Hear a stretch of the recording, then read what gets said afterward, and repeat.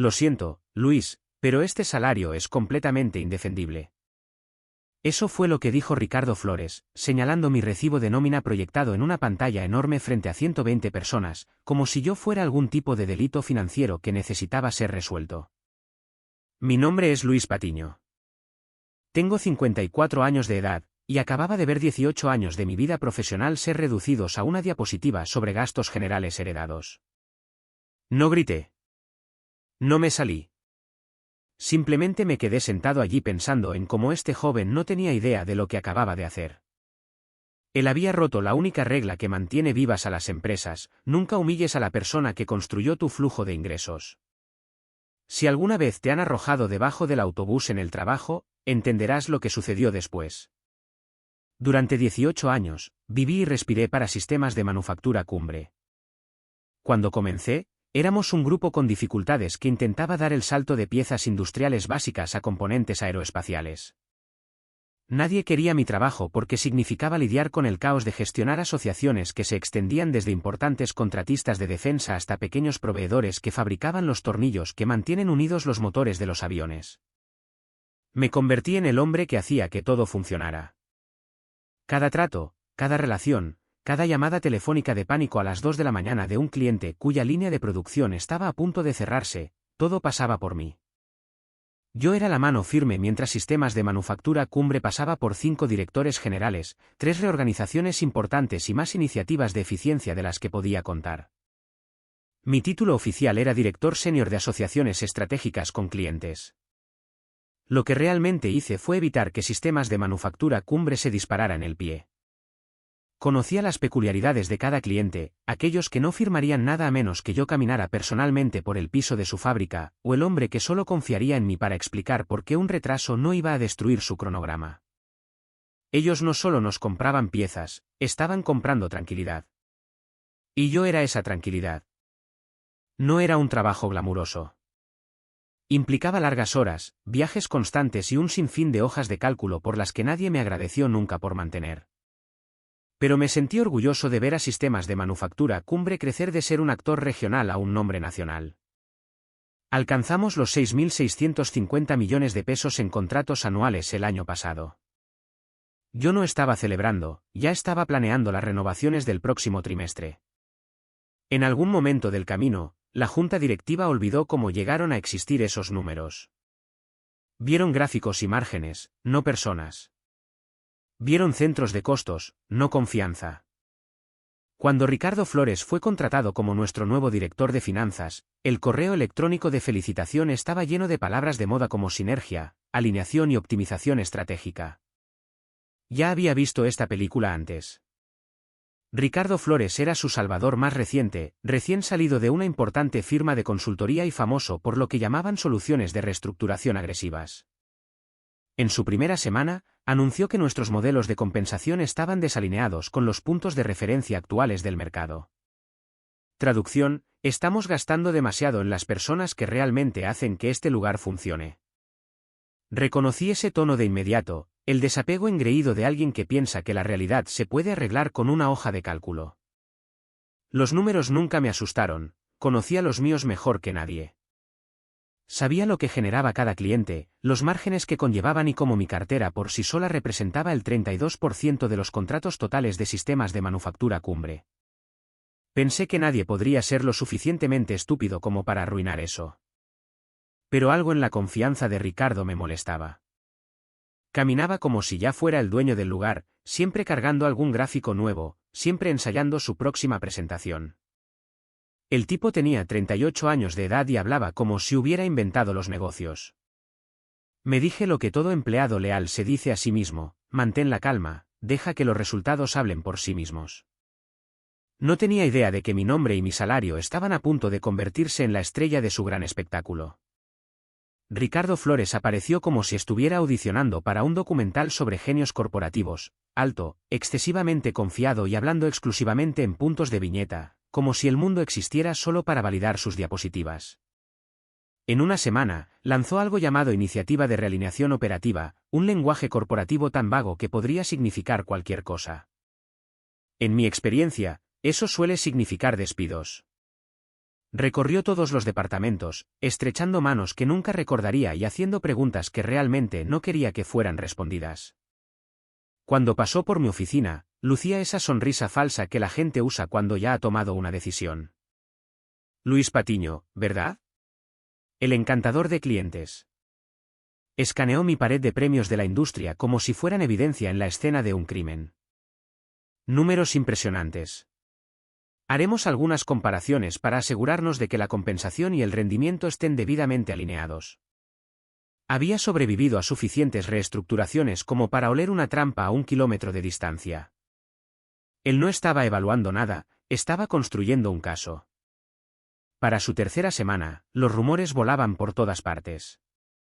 Comenzaron a circular hojas de cálculo misteriosas, comparaciones anónimas de salarios, métricas de desempeño y promedios de la industria. Alguien las estaba filtrando a propósito, porque de repente todos medían su valor a través de susurros y especulaciones. Todo el ambiente cambió. Las conversaciones se detenían cuando Ricardo pasaba por delante. Cada reunión se convirtió en una actuación donde la gente intentaba demostrar que merecía sus trabajos. Observé a los jefes de departamento asentir ante sus sermones de reducción de costos, demasiado asustados para oponerse. Cuando no estaba en reuniones, estaba en recursos humanos solicitando datos de nómina en nombre de la transparencia. Recursos humanos siempre cumple cuando la estructura de poder cambia, tienen que hacerlo. Me quedé callado y observé. Mi instinto me decía que no se trataba de eficiencia, se trataba de control. No solo quería que los números cuadraran, quería que todos entendieran que la lealtad ahora significaba obediencia hacia él.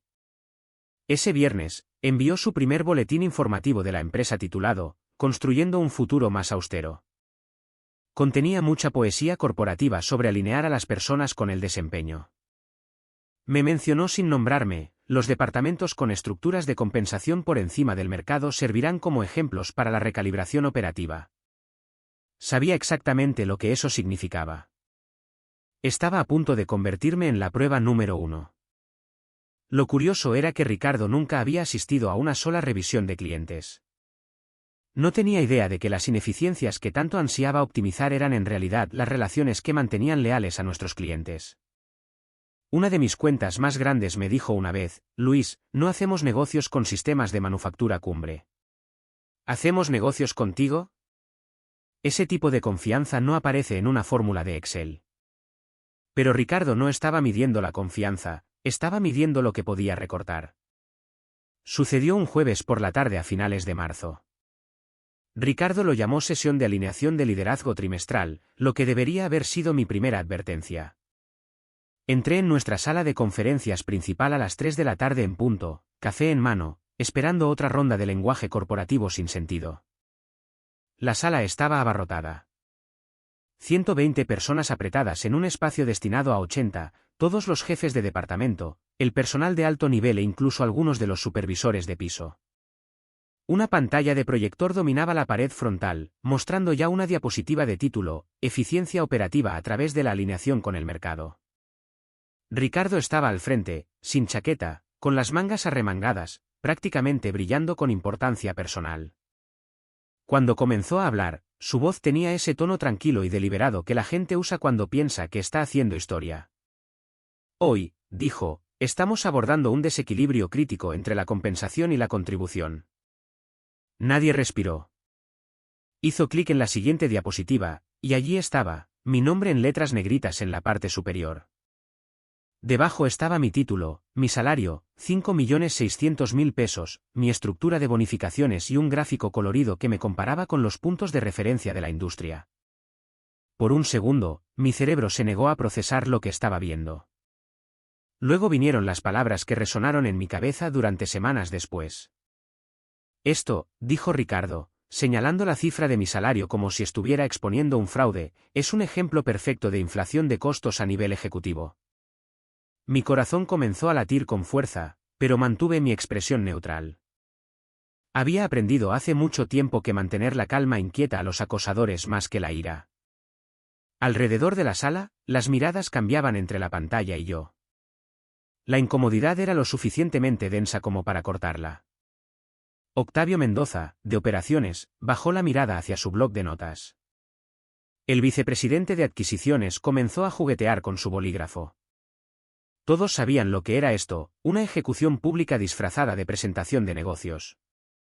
La compensación de Luis está un 47% por encima de la tasa de mercado, continuó Ricardo, leyendo sus notas como un fiscal. La alineación con el mercado sugiere un salario entre 3.237.500 pesos y 3.587.500 pesos. Actualmente estamos pagando 5.600.000 pesos. El calor subió por mi cuello. 18 años construyendo esta empresa se redujeron a una partida que no encajaba en su fórmula. Finalmente, hablé, manteniendo mi voz baja y nivelada. Ricardo, esto parece algo que deberíamos discutir en privado. Él sonrió de la manera en que lo hace la gente cuando piensa que ya ha ganado. No es personal, Luis. Es simplemente transparencia empresarial. Transparencia empresarial. Claro. La transparencia no consiste en poner el salario de una persona en una pantalla para que lo vean 120 personas. La transparencia es admitir que no entiendes lo que representa ese número. Siguió haciendo clic, pasando a una diapositiva etiquetada como estructura de compensación revisada. Mi nuevo paquete apareció como un certificado de defunción, 3.325.000 pesos de salario base, potencial de bonificación reducido y sin presupuesto de viaje para visitas a clientes. Este ajuste alineará la compensación de Luis con los estándares del mercado, dijo con orgullo. Algunos ejecutivos asintieron automáticamente, activando sus instintos de supervivencia. Otros evitaron mirarme por completo. Entonces algo hizo clic en mi cabeza. El impacto se desvaneció, reemplazado por una comprensión clara como el cristal. Esto no se trataba de mí en absoluto, era una advertencia para todos los demás. Ricardo quería demostrar que era lo suficientemente despiadado como para destripar a un veterano sin vacilar. Me eligió porque yo representaba la vieja forma de hacer las cosas, demasiado experimentado, demasiado caro, demasiado respetado. Por supuesto, añadió con obvia satisfacción, este ajuste le ahorra a la empresa aproximadamente 2.275.000 pesos anuales. Lo dijo como si acabara de rescatar un barco que se hundía, no como si hubiera hecho un agujero en su casco. Me incliné ligeramente hacia adelante. Solo para aclarar, Ricardo, esos 2.275.000 pesos representan menos de una décima parte del 1% de los ingresos que gestiono personalmente. El silencio recorrió la sala. No respondió. No necesitaba hacerlo. El daño estaba hecho. Me senté durante el resto de la reunión aturdido. Mi cuerpo estaba allí, pero mi mente ya se había ido.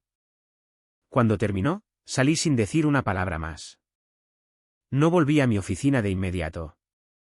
Me quedé en el pasillo mirando fotos enmarcadas de antiguos equipos de liderazgo, hombres de traje que habían ido y venido, todos convencidos de que eran más inteligentes que las personas que realmente habían construido el lugar.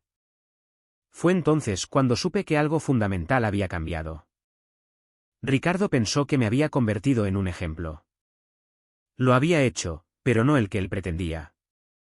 Cuando finalmente regresé a mi oficina y cerré la puerta, me senté en silencio durante unos 10 minutos, simplemente escuchando el zumbido del aire acondicionado. 18 años de lealtad, borrados en 20 minutos de teatro corporativo.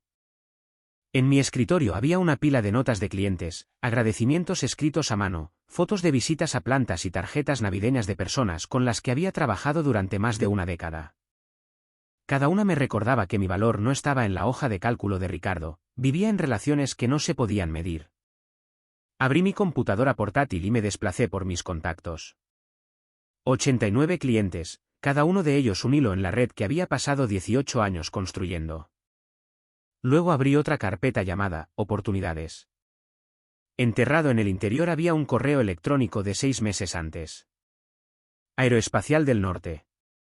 Su directora general, Mónica Herrera, se había puesto en contacto conmigo personalmente para ofrecerme un puesto de liderazgo senior. Había dicho que admiraba mi enfoque en la estrategia de clientes a largo plazo y quería que considerara unirme a su equipo. Había rechazado la oferta por lealtad a sistemas de manufactura cumbre. Al leerlo ahora, podía ver la diferencia entre la lealtad y la estupidez. Hay un momento en que la humillación deja de doler y comienza a agudizar tu visión. El mío llegó exactamente a las 3:47 de la tarde de aquel jueves. Redacté mi renuncia cuidadosamente, cada palabra deliberada. Después de una cuidadosa consideración de la discusión de compensación de hoy, renuncio a Sistemas de Manufactura Cumbre con efecto inmediato. Estoy agradecido por los años de asociación y le deseo a la empresa un éxito continuo en sus iniciativas de eficiencia. Cortés. Profesional. Final. Lo leí 2 veces, luego se lo envié a Ricardo y al equipo ejecutivo, con copia a Recursos Humanos. El correo electrónico salió de mi bandeja de salida a las 4:02 de la tarde, y algo dentro de mí finalmente se relajó. Empaqué en silencio, fotos, un pequeño premio y un cuaderno con información de clientes que había recopilado legalmente a lo largo de los años. Nadie intentó detenerme. La mayoría de la gente evitaba el contacto visual. Entendían el silencio que sigue a una ejecución corporativa. A las 4:30, estaba sentado en mi auto en el estacionamiento, con la luz de la tarde de Querétaro filtrándose a través del concreto. Mi teléfono vibró antes de que llegara a la calle. ¿Luis? Habla Mónica Herrera. Me enteré de lo que pasó hoy. Por favor, dime que no es verdad. Es verdad, dije. Lo llamaron alineación con el mercado. Se quedó callada por un momento. Entonces asegurémonos de que nunca vuelvas a escuchar esa frase. ¿Puedes venir el lunes por la mañana? No lo dudé. Estaré allí a las 9 en punto. Esa noche, me senté a la mesa de mi cocina con mi correo electrónico de renuncia todavía abierto en la pantalla de la computadora portátil. No me sentí derrotado. Mi mente se sentía distante, como si estuviera viendo la escena final de una película de la que ya me había quedado pequeño. Pensaron que habían reducido costos. En realidad, habían cortado la arteria principal que alimentaba su negocio. No planeé ningún tipo de venganza esa noche. No era necesario. En las industrias basadas en la confianza, la traición tiene una forma de ejecutarse por sí misma. Para cuando llegué a casa ese viernes por la noche, la noticia de mi renuncia ya se había extendido por Sistemas de Manufactura Cumbre más rápido que cualquier anuncio oficial. Mi teléfono comenzó a iluminarse de inmediato. La primera llamada fue de Quintín Torres, vicepresidente de contratos de Sistemas de Manufactura Cumbre. Luis, ¿realmente renunciaste? Ricardo está actuando como si no fuera la gran cosa. Por favor, dime que se equivoca al respecto. No le respondí a Quintín. La segunda llamada llegó 20 minutos después de un cliente, Pablo Velázquez en Tecnología Aérea de Occidente, una de nuestras cuentas más grandes. Luis. La voz de Pablo estaba tensa por la preocupación. Escuché que ya no estás en Sistemas de Manufactura Cumbre. ¿Es eso realmente cierto? Sí, Pablo. Renuncié esta tarde. Hubo un largo silencio, luego un suspiro que cargaba 12 años de trabajo conjunto. Hemos estado haciendo negocios contigo, no con la empresa. Si te vas, honestamente no veo cómo nos quedamos. Le recordé gentilmente que no podía solicitar clientes según los términos de mi contrato. Soltó una carcajada amarga. No tienes que solicitar a nadie, Luis. Ya sé a dónde quiero llevar mi negocio. Esa llamada terminó con una promesa que no había pedido.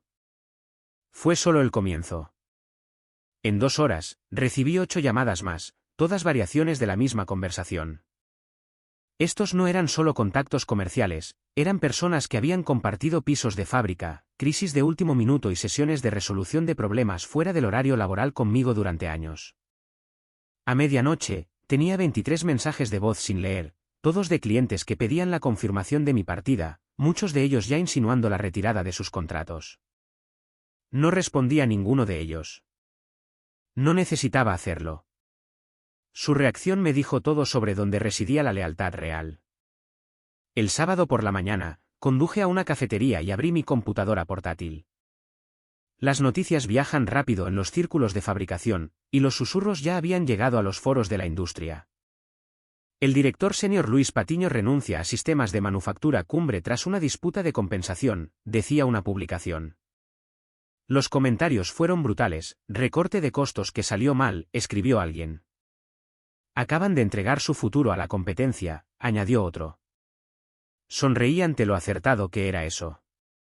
La iniciativa de eficiencia de Ricardo ya se estaba convirtiendo en percepción pública. El domingo, publiqué algo simple y factual en LinkedIn, agradecido por 18 años de aprendizaje y crecimiento en sistemas de manufactura cumbre. Entusiasmado por nuevas oportunidades en asociaciones aeroespaciales. En cuestión de horas, explotó. Los colegas comentaron, los clientes enviaron mensajes y los reclutadores se pusieron en contacto. Algunas respuestas fueron muestras sutiles de apoyo, otras calificaron abiertamente la decisión de sistemas de manufactura cumbre como un suicidio corporativo. Esa noche, Mónica Herrera me envió un mensaje de texto: están en modo de pánico. Ya se han puesto en contacto con nosotros 4 clientes de sistemas de manufactura cumbre para transferir sus contratos. Me quedé mirando el mensaje y me di cuenta de que la venganza ya había comenzado, sin que yo moviera un dedo. El lunes por la mañana llegó como un frente de tormenta. Mi teléfono vibraba constantemente con mensajes de texto, llamadas perdidas y correos electrónicos. Uno de ellos era del propio Ricardo: Luis, necesitamos hablar de inmediato. Los clientes se están comunicando con inquietudes. Por favor, responde lo antes posible. No lo hice. Ya estaba sentado en la oficina de Mónica en Aeroespacial del Norte, firmando el papeleo para mi nuevo puesto como director de estrategia. Mónica deslizó el contrato hacia mí, con una expresión dividida entre la diversión y la incredulidad. Has causado un terremoto, Luis. La Junta Directiva de Sistemas de Manufactura Cumbre convocó a una reunión de emergencia esta mañana. Firmé con mano firme. Yo no causé nada, Mónica. Ellos lo hicieron. Esa tarde, comenzaron a llegar capturas de pantalla de antiguos colegas, avisos formales de terminación de contratos de los clientes más grandes de sistemas de manufactura cumbre. Cada uno citaba la discontinuidad de la relación como el motivo. 7 para el mediodía, 11 para la noche. Cada uno representaba millones en ingresos anuales. Los teléfonos de sistemas de manufactura cumbre debieron de estar sonando sin parar. Esa noche, Ricardo volvió a llamar. Su mensaje de voz fue más corto esta vez: si estás coordinando deliberadamente este éxodo, emprenderemos acciones legales. Escuché 2 veces y luego lo borré. No había roto ni una sola regla. No había llamado a nadie, ni enviado correos electrónicos, ni fomentado nada. Simplemente me había ido, y los clientes habían elegido en quién confiaban. La confianza, resulta que no reconoce las cláusulas de no competencia. Al final de ese primer día, la alineación de costos de sistemas de manufactura cumbre se había convertido en una hemorragia de clientes por valor de más de 2.100 millones de pesos. Y eso fue solo el primer día. El martes por la mañana, el daño era visible en números que hacían que los gráficos salariales de Ricardo parecieran calderilla. Sistemas de manufactura cumbre había perdido casi 3.150 millones de pesos en contratos en 48 horas. No necesitaba una confirmación interna, mis antiguos colegas seguían enviando actualizaciones con asombro e incredulidad. Es un caos total aquí, decía un mensaje. Han formado un grupo de trabajo para crisis. Imaginé a Ricardo caminando por esa misma sala de conferencias donde me había llamado sobrepagado, todavía aferrado a sus diapositivas mientras la empresa perdía ingresos más rápido de lo que él podía explicarlo. En Aeroespacial del Norte, mi incorporación fue fluida y con propósito. Mónica omitió los discursos corporativos habituales. Nos centraremos primero en estabilizar las relaciones, dijo, entregándome una lista de empresas que se habían puesto en contacto por su cuenta. La mayoría de los nombres me resultaban familiares: Tecnología Aérea de Occidente, Componentes de Precisión, Sistemas Corona, todos antiguos socios de sistemas de manufactura cumbre. Cada contrato representaba años de confianza construida a lo largo del tiempo, no trimestres. Cuando les devolví la llamada, no necesitaron ningún convencimiento. Luis, solo queremos trabajar con personas que sepan lo que hacen, me dijo un director ejecutivo directamente. Nunca nos has fallado. No celebré. Me puse a trabajar de inmediato. En una semana, mi pequeño equipo había conseguido compromisos de 14 empresas que sumaban casi 3.500 millones de pesos en nuevos negocios. El liderazgo de Aeroespacial del Norte estaba atónito. Yo no estaba sorprendido. Esto es lo que sucede cuando la lealtad tiene un rostro y una trayectoria. Mientras tanto, los titulares se extendieron más allá de los círculos de la industria. Sistemas de Manufactura Cumbre se enfrenta a una crisis de retención de clientes tras la salida de un ejecutivo. Los artículos citaban fuentes anónimas que describían pánico y una confianza de los clientes en colapso. La ironía no se me escapó. Ricardo había querido transparencia. La estaba obteniendo, pero no del tipo que podía gestionar.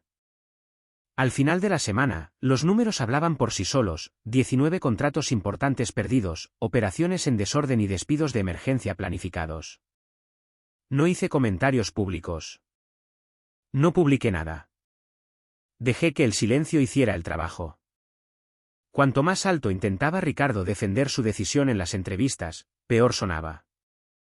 Estamos pasando por una optimización estratégica, dijo en una transmisión, con la voz tensa por el estrés. El mercado escuchó, o colapso. Desde la oficina de Mónica en Aeroespacial del Norte, vimos la entrevista juntos. Ella sacudió la cabeza lentamente. Todavía no lo entiende, ¿verdad? No, dije. Piensa que los ingresos siguen a los títulos y a los organigramas. Siguen a la confianza. El lunes siguiente, llegó una carta formal del Departamento Legal de Sistemas de Manufactura Cumbre, acusándome de violar mi acuerdo de no competencia a través de la influencia indirecta en los clientes. Realmente me reí. Mi abogado respondió con una sola frase: nuestro cliente no ha solicitado a nadie. Los antiguos clientes de Sistemas de Manufactura Cumbre parecen haber tomado decisiones comerciales independientes basadas en su propia evaluación de la calidad del servicio. Eso terminó con las amenazas legales. Ricardo me llamó directamente más tarde ese día. Su voz había cambiado por completo, sin arrogancia, sin actuación, solo miedo puro. Luis, por favor. Necesitamos tu ayuda para la transición de estas cuentas. Estamos perdiendo el control de la situación. Respondí con calma. Ricardo, dejaste muy claro que me pagaban demasiado por lo que hago. Estoy seguro de que quien quiera que contrates a precio de mercado puede manejarlo perfectamente. Intentó razonar, apelar a las emociones y la culpa, todo excepto la responsabilidad. Pero ya no quedaba nada por salvar. La empresa que me había reducido a una línea de presupuesto ahora veía cómo se evaporaba su beneficio neto. Al final del trimestre, los ingresos de Sistemas de Manufactura Cumbre habían caído un 43%. Siguieron despidos masivos. Se desmantelaron equipos enteros para absorber el daño financiero. Ricardo desapareció de la vista pública después de que la junta directiva votara su destitución en una sesión de emergencia. Cuando estalló esa noticia, no sentí ningún triunfo, solo una tranquila sensación de plenitud. No había saboteado nada ni a nadie. Simplemente me había alejado, y la ausencia de lo que había construido durante 18 años hizo el resto. Esa es la clase de justicia más limpia que existe. Sistemas de Manufactura Cumbre no sobrevivió al año. 4 meses después de la presentación de Ricardo, la empresa fue adquirida discretamente por un competidor por menos de la mitad de su valoración anterior. El comunicado oficial culpó a las condiciones inesperadas del mercado, pero todos en la industria conocían la historia real. Cuando humillas a la persona que mantiene unidas tus relaciones clave, no solo pierdes talento, pierdes confianza. Y en los negocios, la confianza lo es todo. No vi su caída con satisfacción. Se sintió como observar un accidente automovilístico en cámara lenta del que ya había escapado. Para entonces, estaba instalado en Aeroespacial del Norte con una oficina con vista al centro de Querétaro, liderando un equipo que entendía lo que significaba una verdadera asociación. La ironía fue perfecta. Sistemas de Manufactura Cumbre había intentado ahorrar 2.275.000 pesos recortando mi salario. Terminaron perdiendo miles de millones tratando de demostrar que la lealtad podía ser reemplazada por el análisis de hojas de cálculo. Aeroespacial del Norte floreció. En 6 meses, había reconstruido una cartera de clientes más fuerte que la que había dejado atrás, 37 empresas. Muchas de ellas antiguas socias de Sistemas de Manufactura Cumbre que se habían trasladado puramente por la confianza de que trabajar conmigo significaba estabilidad y resultados. Mónica me dio total autonomía, confiando en los instintos que Sistemas de Manufactura Cumbre había descartado como pensamiento heredado. No era pensamiento heredado. Era un negocio basado en relaciones en una industria donde un envío perdido puede costar millones. La primera vez que entré en una reunión de revisión de clientes en Aeroespacial del Norte, uno de los ejecutivos sonrió y dijo: «Es bueno tenerte de vuelta, Luis. Se siente como si estuviéramos tratando con adultos de nuevo». Eso significó más para mí que cualquier revisión de desempeño que hubiera recibido. Durante el año siguiente, la tasa de crecimiento de Aeroespacial del Norte se duplicó. Alcanzamos hitos que Sistemas de Manufactura Cumbre había calificado de imposibles. Luego, 16 meses después de mi renuncia, la Revista de Negocios de la Universidad Nacional publicó un estudio de caso titulado «El recorte de costos de 2.275.000 pesos que destruyó 4.375 millones de pesos en ingresos». Utilizó a Sistemas de Manufactura Cumbre como una historia de advertencia sobre cómo el pensamiento de alineación con el mercado puede destruir los negocios impulsados por las relaciones. Mi nombre no aparecía en el titular, pero no era necesario. Todos los que importaban ya conocían la historia. Conservo una copia enmarcada de ese artículo en mi escritorio hoy, no por orgullo, sino como un recordatorio de lo que cuesta la arrogancia.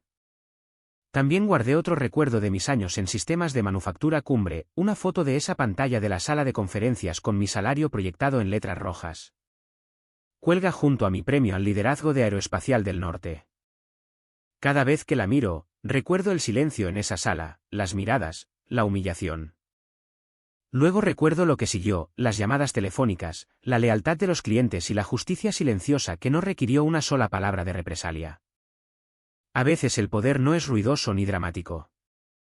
Es paciente, silencioso y absoluto. La gente me pregunta ahora qué aprendí de toda la experiencia. Les digo esto: si una empresa alguna vez te llama sobrepagado, no discutas con ellos. No luches contra la decisión. Simplemente deja que descubran lo que realmente cuesta tu ausencia. Porque, eventualmente, las mismas personas que te infravaloraron terminarán escribiendo su propia caída en una lección de escuela de negocios que pagaron muy caro para enseñar. Cuando miro hacia atrás a lo que sucedió en Sistemas de Manufactura Cumbre, no fue solo un drama laboral. Fue una lección sobre el valor, la dignidad y el poder del silencio. Durante años, pensé que la lealtad era su propia recompensa, que si trabajaba lo suficiente y entregaba resultados consistentes, la gente reconocería naturalmente mi valor. Pero hizo falta una humillación pública para que comprendiera algo esencial: no puedes permanecer leal a personas que tratan tu compromiso como un descuento. Cuando Ricardo me llamó sobrepagado, me di cuenta de que algunos líderes confunden el costo con el valor, y quedarse callado en el lugar equivocado no es profesionalismo, es rendición. Alejarse no se trató de venganza al principio. Se trató de reclamar lo que era mío, mi respeto propio, mi experiencia y mi tranquilidad. Pero la vida tiene una forma de equilibrar las balanzas sin que tengas que inclinarlas tú mismo. Cuando Sistemas de Manufactura Cumbre colapsó bajo el peso de su propia arrogancia, no fue mi victoria. Fue su educación. Yo no los destruí, ellos lo hicieron en el momento en que confundieron a una persona con una línea de gastos. La verdadera victoria no fueron los contratos que me siguieron a Aeroespacial del Norte. Fue despertarme cada mañana sin resentimiento, sabiendo que no tenía que gritar para ser escuchado o luchar para ser valorado. Nunca te quedes donde tu valor tenga que ser defendido más de lo que es reconocido. Las personas destinadas a estar en tu vida nunca te obligarán a rogarles que vean tu valor. Simplemente lo sabrán, lo respetarán y lo protegerán. A veces, lo más poderoso que puedes hacer es marcharte y dejar que tu ausencia hable más alto de lo que cualquier argumento podría hacerlo jamás. Confía en mí en esto, lo aprendí de la manera difícil, pero valió cada centavo que ellos pensaron que estaban ahorrando. Al final, aprendí que el respeto no es algo que se pueda exigir o negociar, es algo que se impone al saber cuándo quedarse y cuándo marcharse. La lección más costosa que Ricardo me enseñó fue gratuita: a veces, tu mayor poder no reside en lo que haces, sino en lo que te niegas a tolerar.